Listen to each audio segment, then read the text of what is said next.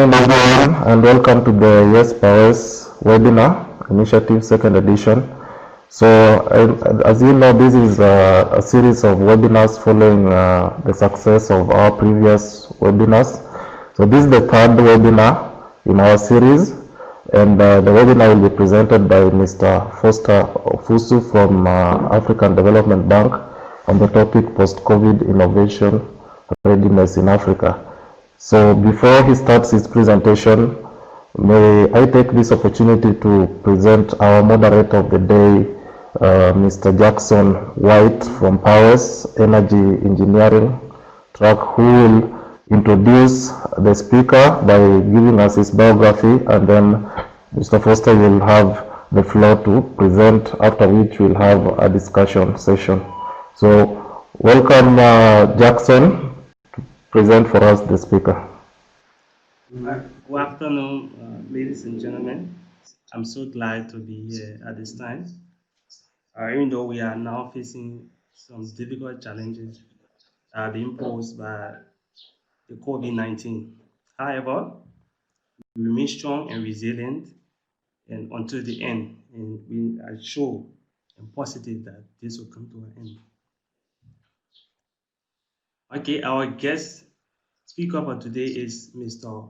Foster Ofusu, a member of the African Development Bank. Mr. Foster Ofusu is an economist with over 2 decades of experience in researching, teaching, and practicing international business and innovation management. He is an innovation and technology driver with entrepreneurial instincts and training, supporting creative initiatives inside and outside organizations. Foster has an insatiable passion for developing the capacity for innovation and entrepreneurship in Africa, especially among the youth. He is currently a knowledge, innovation, and capacity development specialist at the African Development Bank. Okay, so that is it. That is it for our guest speaker for today. Ladies and gentlemen, let's sit back and be blessed by the wealth of knowledge of our guest speaker. Thank you. You are welcome, sir. Yeah. Thank you very much, Jackson, for the introduction. I would first want to congratulate the team for putting this series of webinars together on issues that are pertinent for the continent. First, I would like to say that I'm not representing the African Development Bank in these discussions, but I'm here as someone who is passionate about the key theme of what you're doing and also about the discussions for today. Brian said that it's going to be a presentation, but I hope it's going to be also more of a discussion. So first of all, I'm not here to tell you about what you need to know about COVID or sustainable development or the future of Africa, because I'm almost pretty sure that many of us here do have some knowledge about the COVID and the impact that it has on Africa, because we are all living it. But personally, I feel that knowing is not always enough. We have known for decades about the challenges that we have in the continent regarding sustainable development. We have known about issues of infrastructure, issues of governance, economic and social issues. We know these things. So I think going forward, it's not enough to know about the impact of COVID on Africa, or how ready we get, for the time that the pandemic hopefully, ends and the world opens. What I intend to do is to have a discussion with you as to what actions we can individually and collectively take to help mitigate the impact of the COVID, and especially what actions we need to take going forward. So I would like to start with a simple question and something that I hope everybody would think about. How should our innovators And when I talk about innovators, I also mean our scientists, our researchers, our entrepreneurs. How should they prepare for the new, what I call the post-COVID normal? Why do I call it the post-COVID normal? Because I believe that no matter how it turns out, the new normal creates opportunities, for Africa and for African innovators. So what happens next? What happens after COVID? As I said, there are so many things that we know. And just to recap very quickly, as this is not the intention that I have for these discussions, we know that COVID has disrupted a lot in society. We know that there is pressure on the healthcare systems globally and particularly in Africa. We know that. We know that there are disruptions in education and disruptions in learning. We know that. We know that there are economic challenges from the disruptions in the global supply chain, the loss of domestic revenue in many countries, unemployment, decrease in economic growth. So these are things that we know already. I'm hoping that we do know, that it doesn't become the subject of the discussion today. We also know a few things that are happening globally in terms of the current response to COVID. We know about scientists and researchers and companies that are working very hard to develop vaccines and cure for the virus, and diagnostic tools, to test and isolate people that are infected by the virus. We know this, and these are great responses. We know that there are collaborative technologies for learning and for working, as most people in the continent work from home, those who are lucky to still have a job.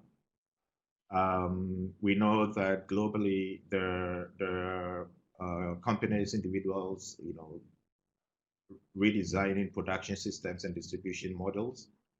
And we know that in many countries there are economic and social responses. So we know these things. We know that these are the global responses to the pandemic. But in terms of discussing, going forward, how Africa should prepare for the post-COVID era, I think I'm usually of the view that to go forward, it's better to look back at where we're coming from to determine where we are in order to find the solutions for the future. So I don't think that we can discuss the future of Africa and innovations without first looking at the history of technological innovations globally and what Africa's role has been in it. And here's something that I want everybody to think about as well. I mean, we have read and we have been told a lot of times that Africa is the cradle of humanity, and archaeological evidence points to that. But I wonder, and I want you to ponder as well, that being the cradle of humanity, why is it that Africa did not become early developers and adapters of modern technologies at the time? And here I'm putting emphasis on modern technologies because we do know also that ancient Africa was at the forefront of some developments in technology, but I mean the modern technologies. So there's something to think about, in terms of looking back to move forward. One thing that I have observed, and I want to share with you, I mean, we hear oftentimes that when you need something, that is when you are at your most creative and when you're at your most innovative. And I've observed that, and I think we cannot also speak about the introduction of science and industrial scale technologies if we don't talk about the impact of global catastrophes. And the more I think about it, the more I realize that, two major catastrophes in the history of the world, being the World War I and World War II, did actually catalyze, developments in technologies, innovations, and products as we know them today. In fact, these wars were about as much a battle of scientific minds as well as battles of bullets and bombs. That much of the research that found civilian uses were actually developed, as part of the World War efforts, from medical technologies, weaponry, transportation systems, communications. I mean, these were actually instrumental in the war efforts. Unfortunately or fortunately, I think Africa was not directly involved in these two global catastrophic events, even though Africa did participate in fighting, but not so much in developing these technologies. Now, despite what everybody says about the trouble we are in with COVID and the concomitant repercussions that it has on our lives, I am also positive that for the first time, there is a global catastrophe that Africa is involved in, directly involved in, because most of us are all locked down. So as much as we try to determine how in the short term we deal with the COVID catastrophe, I think going forward in terms of the sustainable development of the continent and also in terms of innovation, sorry about that, I think it's important that we reflect on this. I like to ask questions as much as I like to speak. We talk about post-COVID, and it's important that we think about when is the post-COVID period really? Is it when the world opens and we can travel again? Is it when we can go back to our desk, we can go back to our universities? I don't know. All I know is that whenever post-COVID is, we have to be ready. And we have to be ready all the time. Okay. So moving forward, here I like to play the devil's advocate actually, because everybody is talking about the effect of COVID in Africa, but I also want to talk about particularly the effect of COVID on innovations in Africa, since the theme for today is on innovations. And I asked myself a very simple question: did actually COVID-19 disrupt innovations in Africa? How did it disrupt it, or how did it not disrupt it? And I think there are a few truths. I mean, it's factual that before COVID, we had our challenges with innovation. We had our challenges that Africa was not contributing very much to research and scientific output. We're not contributing very much to intellectual property registration, patent registration, industrial design. So we had these challenges before. Probably what has happened is that COVID is actually intensifying the impact of this. But whether or not that there is an impact going forward on innovation, what is true though is that there is an innovation imperative in Africa, that we have to innovate. And we have to innovate not just in products and services, but also in the core technologies that feed into almost everything else in our society. Fortunately, many organizations like the one I work for are putting efforts into supporting the continent to make this happen, that we can leapfrog the development stages. Given that we need innovations to be able to compete successfully in the global technology-driven economies, the African Union, the organization I work for, and many others have to into place, as I said, efforts to help accelerate the transition of Africa to a technology-led, knowledge-based economy. I will come back to this in a moment. But just to remind us that what we are discussing today is nothing new. And COVID did not cause the need for technological development or innovation in Africa. But what COVID did probably is that it's sort of pushing us to accelerate, the dreams and the visions of some of our leaders in the past. And here, I pick on a quote by my first president, the president of Ghana, Dr. Kwame Nkrumah, who said, and I quote, "We shall accumulate machinery and establish steelworks, iron foundries and factories. We shall link the various states of our continent with communications. We shall astound the world with our hydroelectric power. We shall drain marshes and swamps, clear infested areas, feed the undernourished, and rid our people of parasites and diseases. It is within the possibility of science and technology to make even the Sahara bloom into a vast field with verdant vegetation for agricultural and industrial development. And this was way back in 1963. So COVID is not introducing the need to innovate and to be scientifically and technologically independent. COVID has brought in the urgency to do this, and we must do it.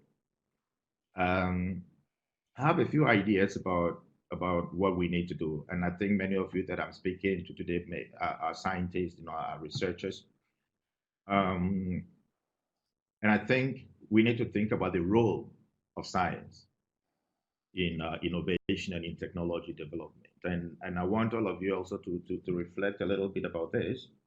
What is the role of going forward, in the future? What should be the role of the African scientist? Should the role of the African scientist be to help solve Africa's problems through research and evidence? Or should the role be to chase the frontier of science? It is good to chase the frontier of science, to be part of that global elite, that is disrupting the boundaries of what we know through science. But at the same time, we also live in a continent where many of these challenges can be solved scientifically. And so going forward, what is the role then of our scientists to do this, to help solve Africa's problems? And when I say this from the background that, we're making advances in agriculture, but in many of our societies, we still use the hoe, which is from centuries ago, to farm. We've made advances in automation, but the biggest form of energy, as I see it in Africa today, is still human energy. So what is the role of science and innovation in solving the problems that we have in Africa today? And going forward, the problems that we may continue to have. And I say we may continue to have because since I was a kid, the challenges in Africa have not changed very much. The list has remained the same, except now that we have added the fact that we don't have internet. So what should our scientists do? I think our scientists have an obligation to help solve Africa's problems with scientific evidence and with science-based inventions and innovations.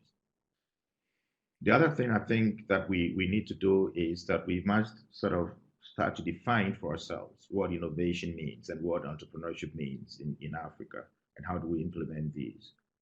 Because I do observe globally that there are probably three models of innovation.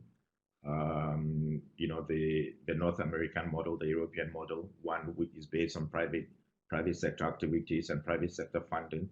The other based on government support for science, research, and innovations.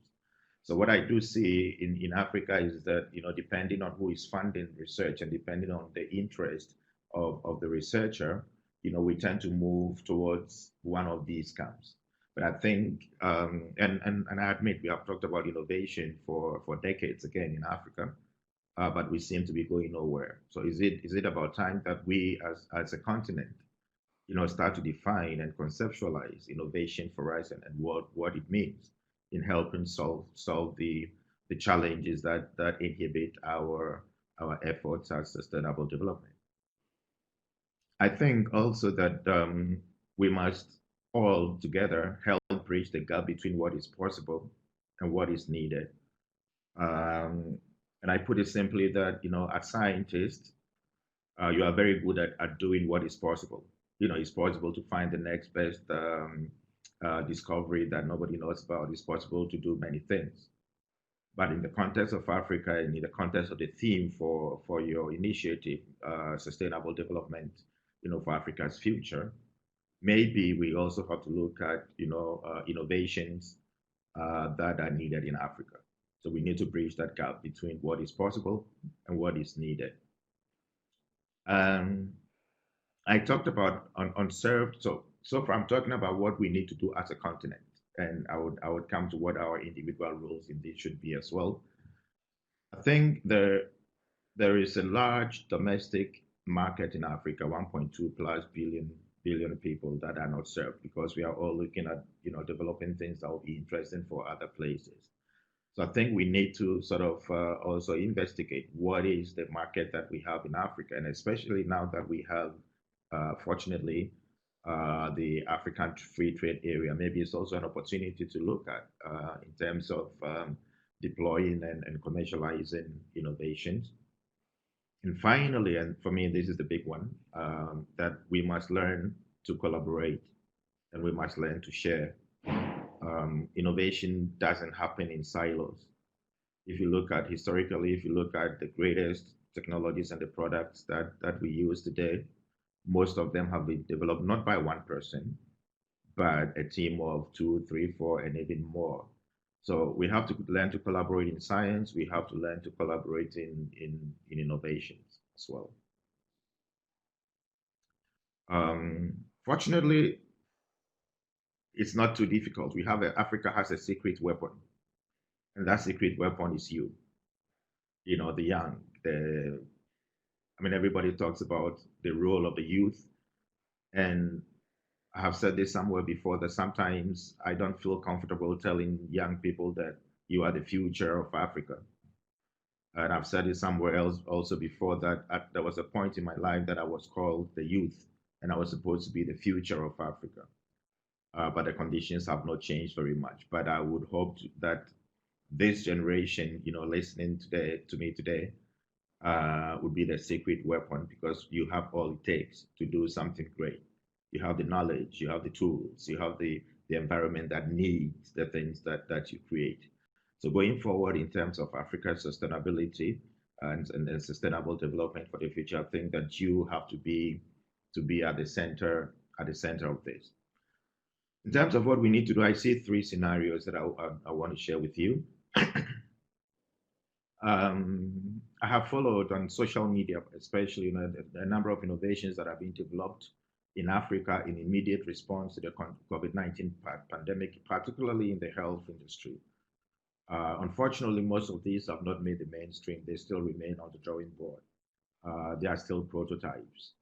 And I think that we have a responsibility as a continent, not really, to look at these inventions and these innovations that are out there now across the continent, that young people are putting efforts into creating to get them ready. Maybe they would not be ready for this pandemic, but at least to get them ready for the next one that happens. So to learn, to build infrastructure that makes this happen. So we have a commitment to support those who are doing that and to commend them. There were some innovations that were being developed prior to COVID that did not find their place in the market. And I think that we need to also look at how we accelerate these to push them to the African market for immediate and long-term use.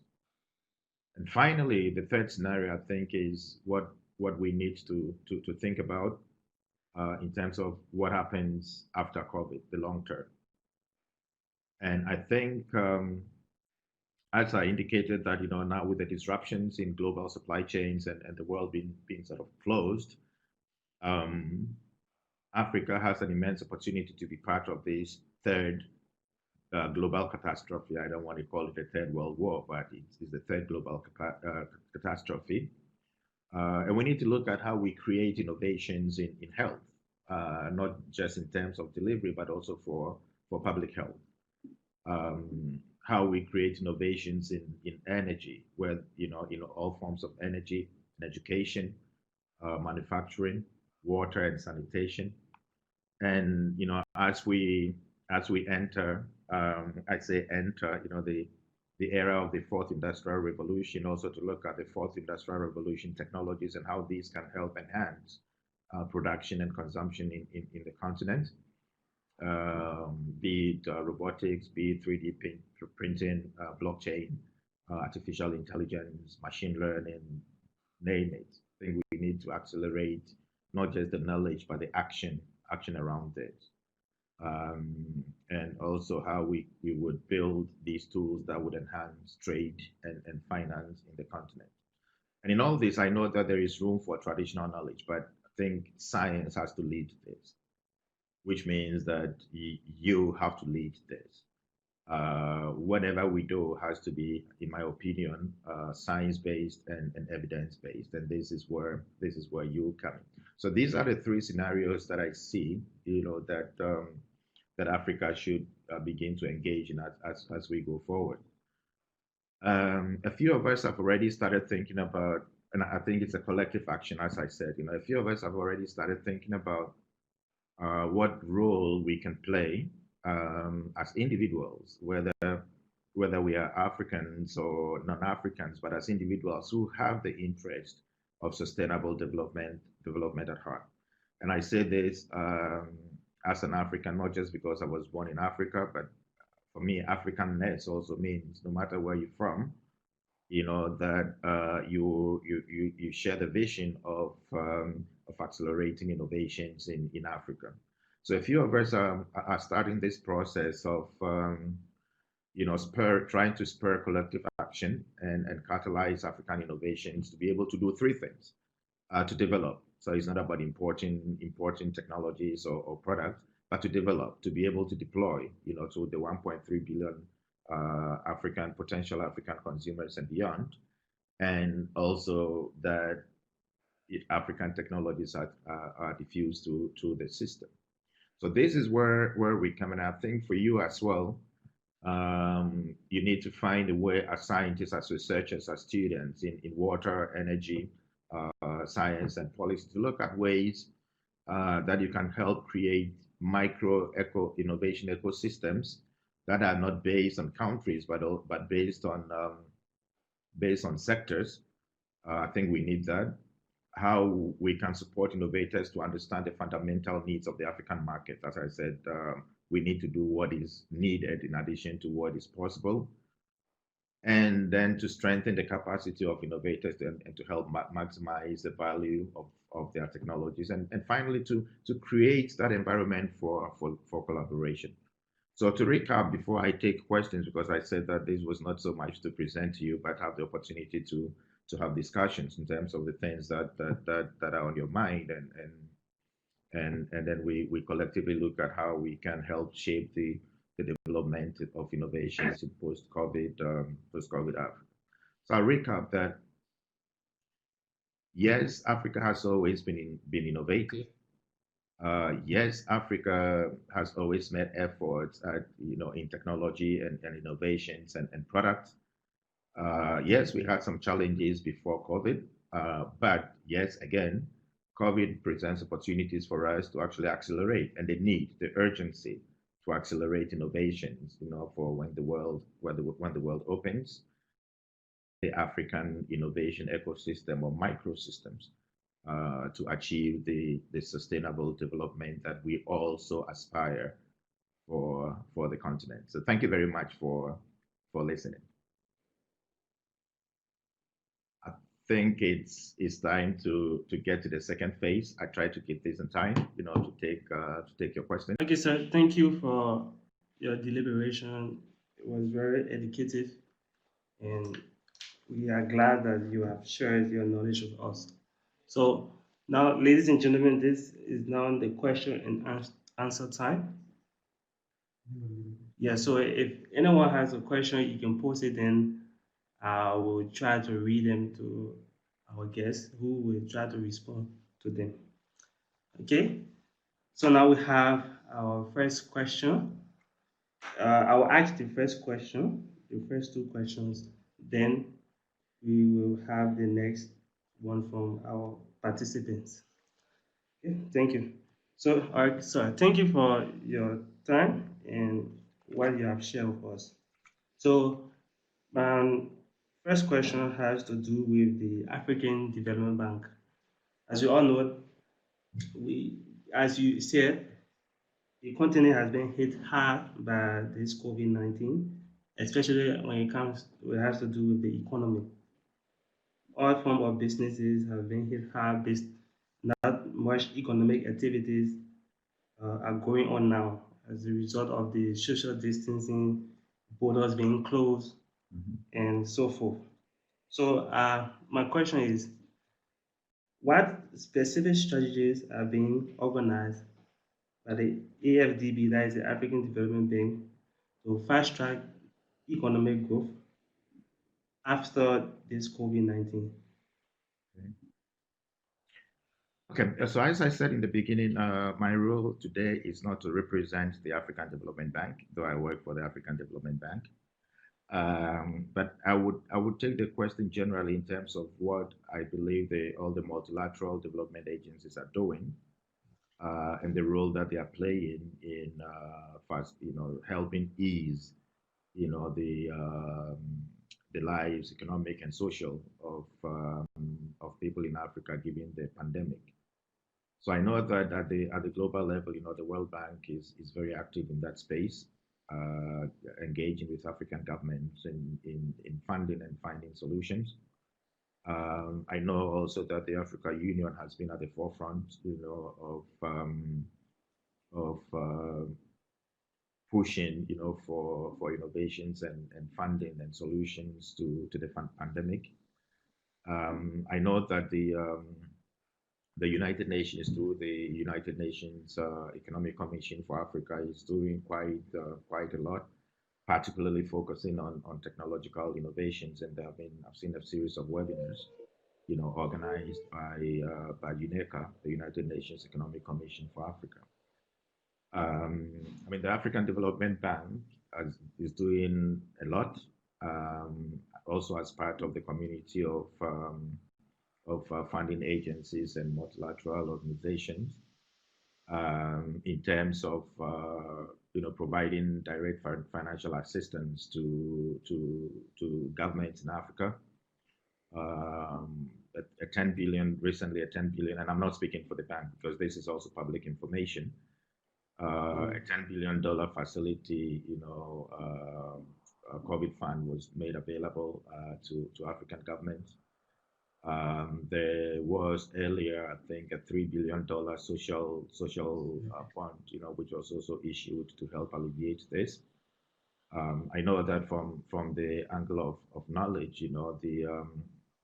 the bank is also very active in leading on knowledge brokerage and policy dialogue and how to advise the African governments in different areas.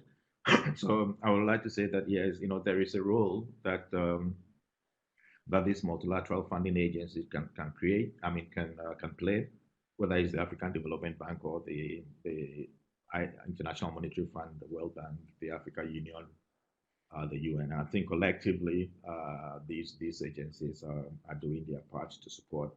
But there's also the responsibility for the governments, of course, and also responsibility for both public and private institutions in the continent, and also for individuals like us. I hope this answers your question. Okay, yeah, thank you, sir. Your points, the answer was well taken. So quickly, I have just another question. From there, we'll go to the participants who have posted some of the questions. Okay, so now in Africa, well, is glaring that politics has transcended all aspects of our lives. So, and because of some political activities, is glaring that a lot of innovative ideas have gone down the drain. Ideas that will have transformed the continent. So, as an expert in this field, as an entrepreneur, what do you think? What do you recommend as the line between politics and innovation? What role does politics play, and how can we, as young students, young entrepreneurs, try to draw the line between politics so that we can make the change that we want? Okay, thank you very much. I mean, you say politics, and I would say policy. I mean, and it's just not in Africa. I mean, generally, politics is part of how society works.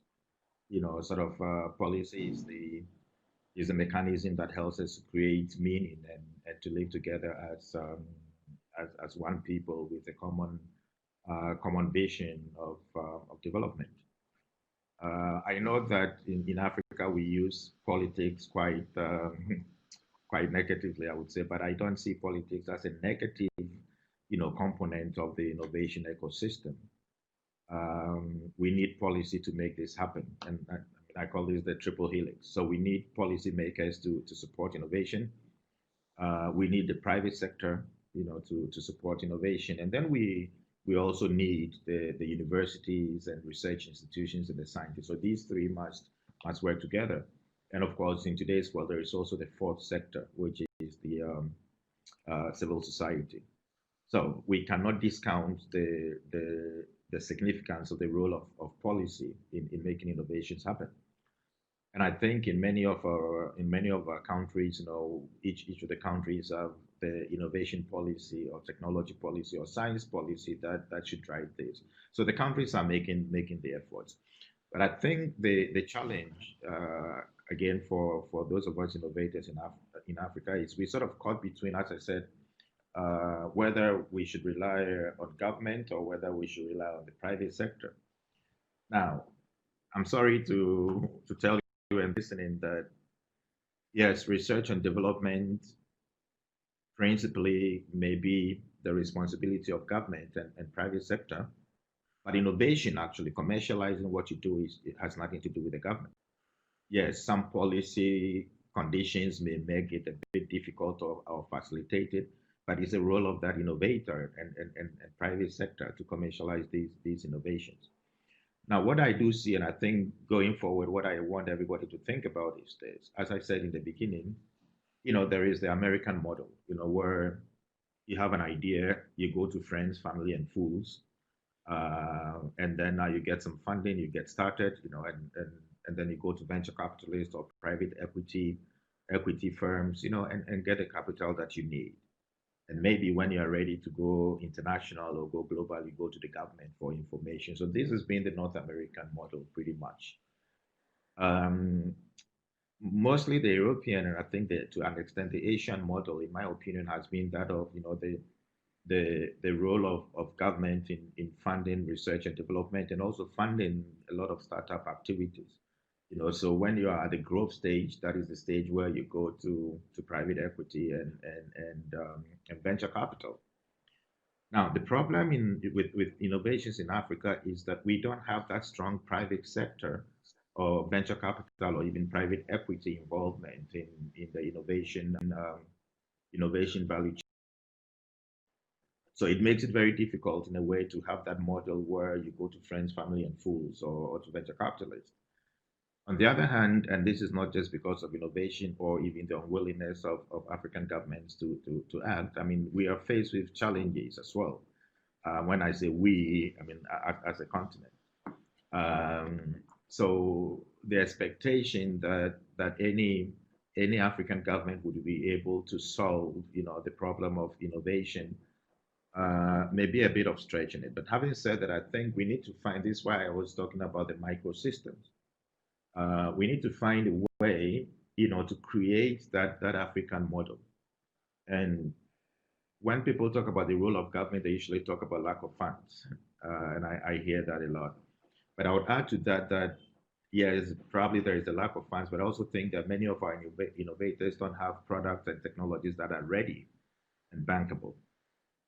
And if you don't have a bankable project, it becomes very difficult to get support, whether it's from government or whether it's from private sector.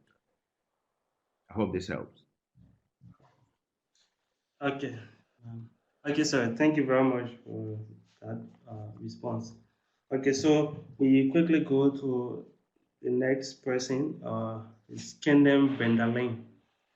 Okay, she says, "Thank you, sir. I'd like to say, technologically speaking, thank God for this pandemic to understand the need for government to allow their youth put their innovative ideas on the ground to serve their communities." So her question is, what should we now be doing to accelerate innovation in Africa, and which sectors are pertinent for this move? Okay. All right. Thank you. I didn't get the name, but thank you very much for that question. It's Kenan Brendale. Okay. Thank you. So I get, I think it's a 2 or 3 part question. So what should we do to accelerate innovation in Africa? or what can we start to do now? I think, well, for me, the important thing is we need to move beyond what I call running around with ideas, thinking that once we have an idea, we have an innovative solution. Anybody can have an idea, and ideas are, with all apologies, ideas are commercially useless. It's what we do with these ideas and how we follow through with these ideas. So what we can do right now is to start working on those ideas that are actually needed. So again, it's not just about what is possible.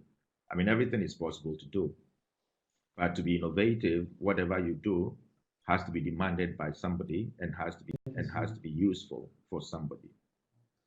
And my observation is that we have had so many bright ideas and bright products in the continent that have not made it to the market or have not diffused, not because they were not good ideas or good products, but they probably didn't fit the way that they were designed, didn't fit the market for which they were designed.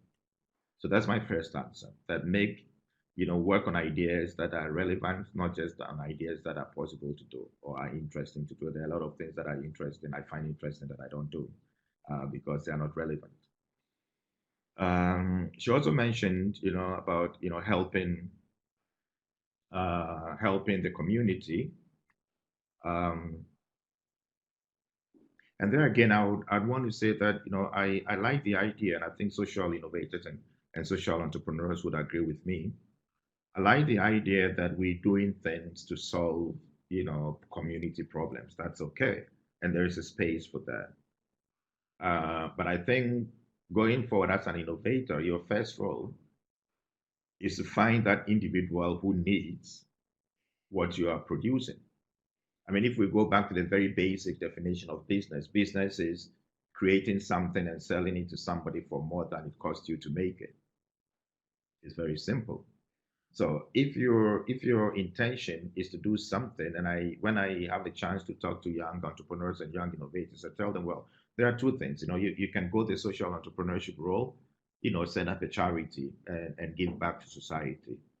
But if you come to me as an innovator and an entrepreneur and you want funding, me as an individual, not the bank, you come to me and you want funding for your project.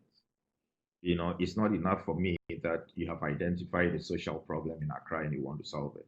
What you need to be solving is how that social problem is affecting that one individual and how that one individual would need and buy and pay for what you're producing. So I think going forward, we need to look at how we position the projects that we're working on, and not try to, go to an investor with a social program that is community based. I mean, there is room for that as well.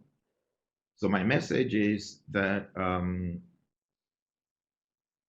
we need to work on the ideas that are relevant for Africa, because this is where the market is, the 1.3 billion people. And we need to be creative once we have developed the products to that point, I think, and is bankable, it becomes a lot easier. I'm not saying it's easy, it becomes a lot easier. Now, the third part of the question is what sectors are pertinent. I think we are in a continent where every sector is pertinent, really. I think I listed about 8 or so of them.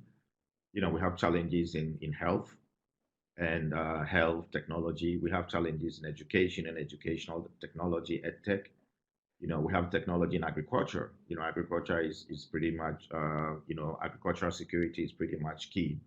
And by agriculture, I'm not only talking about farming. It's not enough that you farm, but it's also, we have to look at the value chain of agriculture, that ecosystem, and how do we create solutions, that help us preserve food and distribute food and consume food differently. Energy is your bread and butter, water and sanitation. So I think in terms of sustainable development, in terms of the sustainable development goals, many of these areas are key, to the development of Africa. I hope this helps. Okay, sir. Thank you very much. Now we have another question from Georgina Asibi. Our question is, how can the administrative system of Africa help the youth in this aspect, the aspect of innovation?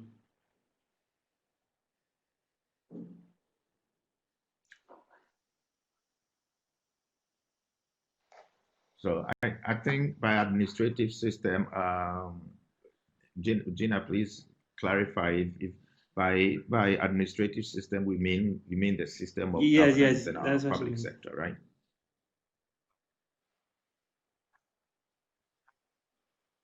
Okay. I you know I can see. I mean, historically, a lot of governments doing a lot to help. There are a lot of national entrepreneurship programs, national innovation programs that many countries put together. Um, some of them have achieved certain levels of success, most have not. But I think the bigger question is, okay, as an entrepreneur, how much do you have to rely on the administrative system? For sure, the administrative system should be in a way that registering a company should not be a headache.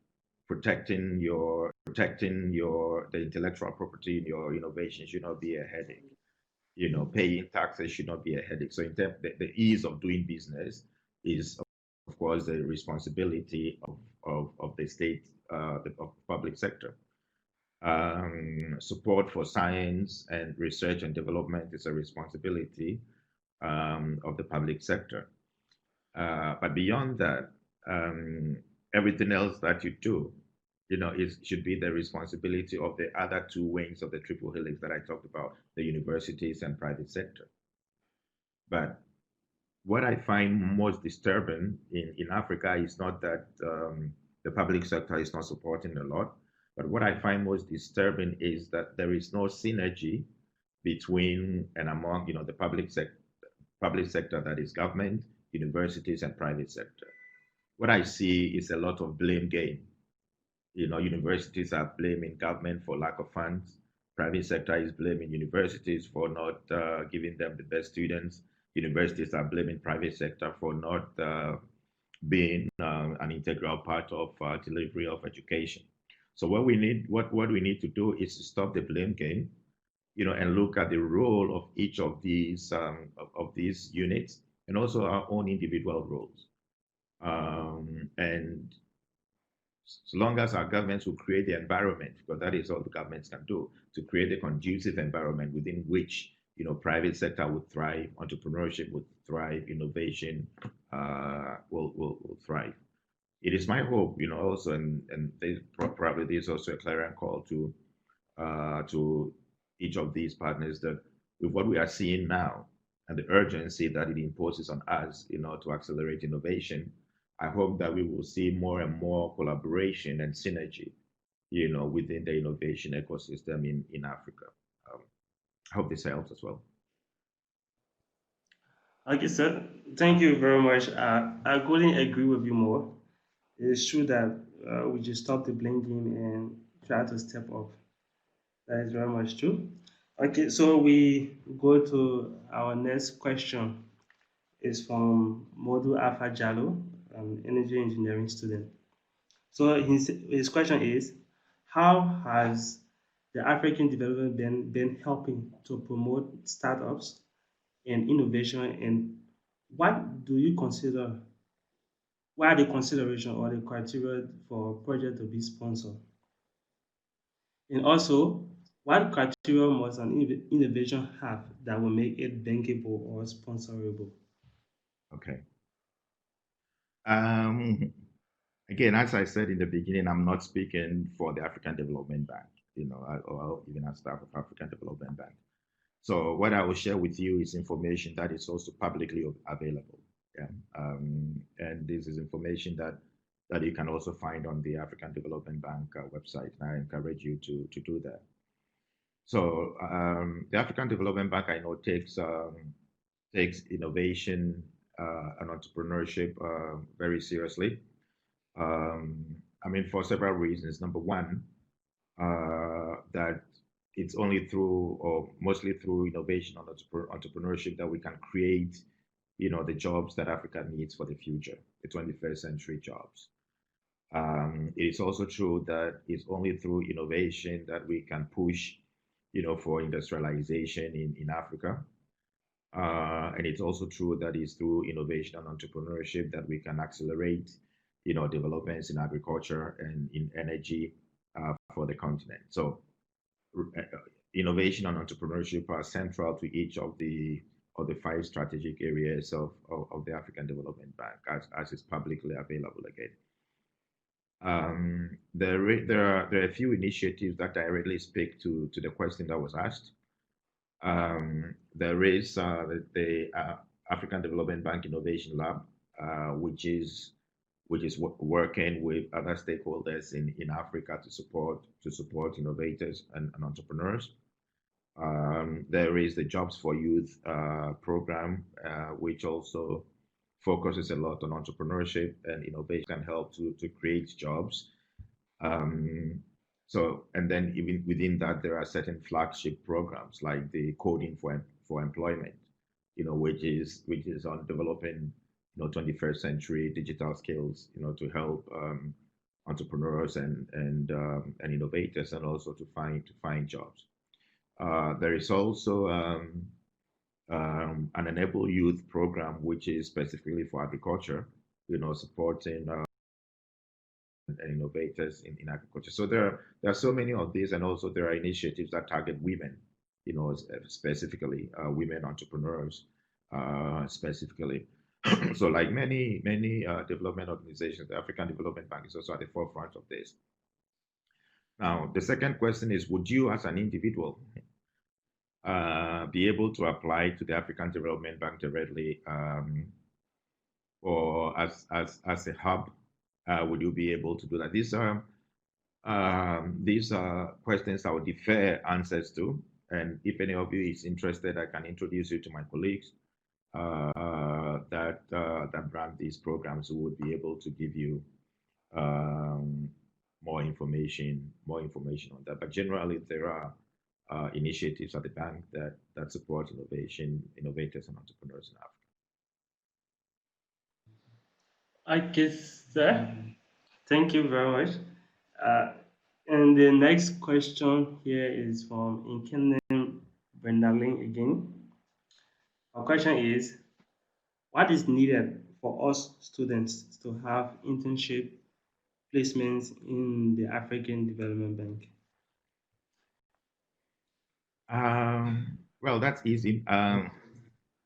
Again, not speaking for the bank, and sorry that I need to repeat that so many times because I'm not here as a bank staff. The bank has an internship program, and the bank also takes very seriously its role in helping to educate and train and build experience for young Africans. So the African Development Bank has an annual internship program, and this is announced usually on the bank's website. So what then happens is that the bank takes a collective pool of applications for the internship, and then, like any selection process, go through the selection based on qualifications, and then select those who would who would have their internships in the bank. So yes, the bank has that facility, and no, it's not the easiest to, as an individual or as an institution to have an independent internship arrangement with the bank.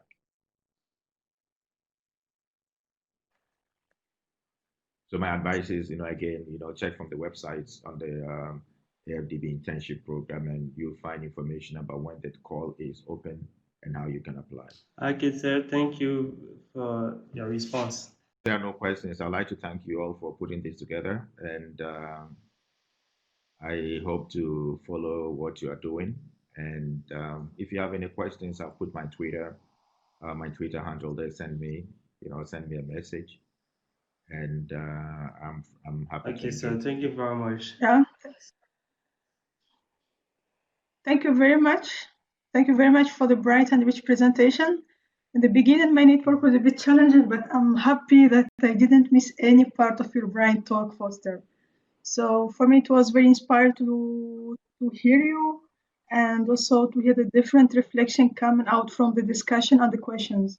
And yeah, and as we all might know, that the future of Africa post-COVID crisis remain one of the significant challenges and concerns that we should overcome together. So thank you again, Foster, for the nice presentation. Thank you, Brian, Axel, Jackson, for moderating the discussion, all the organizing team for the great and hard work, for the PAU students, for all online attendees. I really appreciate this nice spirit and interaction. Maybe before coming to the end, I have an announcement for you. The next meeting will be a sort of interactive session with the YESS team. So we will try to respond to all your questions you posted in the survey. It was a while ago, before starting the second edition of the webinar series. And of course, from our side, we are very looking forward to maintaining this YESS-PAUWES great effort and work together to empower the next generation of African scientists, research, and young professionals. So from my side, thank you so much. Goodbye and see you next time. Thank you, Ms. Madam Fatten. Thank you very much. Thank you all. Thank you, sir, for the time. It was very nice having you here. Okay. Okay. So Thank you. bye. Thank you. Thank you. Bye bye.